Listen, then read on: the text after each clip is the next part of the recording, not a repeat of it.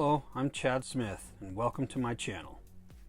I'm showing you some of my past projects to give you an idea of some of the things I'll be doing on this channel, which will mostly be dedicated to automotive scale modeling in the scales of 124 125th. So let me share with you my path that helped bring me to this decision. And disclaimer, as I go through my history, I'm not doing this to brag. I'm simply sharing with you my experience, presenting my resume, if you will. So probably not unlike most of you, I started building models when I was young.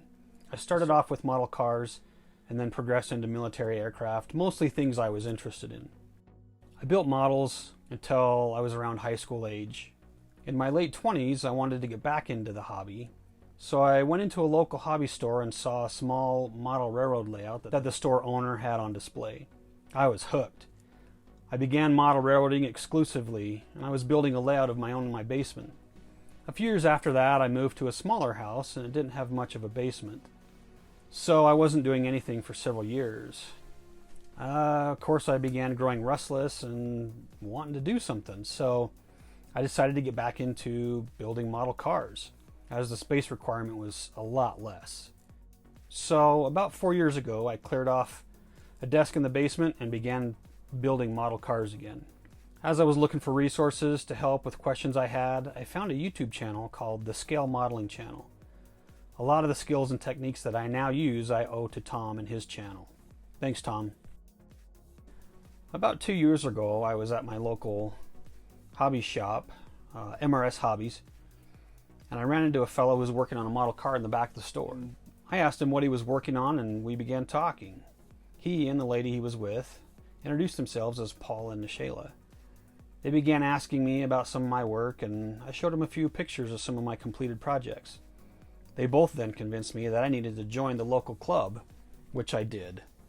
The club members then convinced me that I needed to enter the IPMS contest that was coming up, which I did.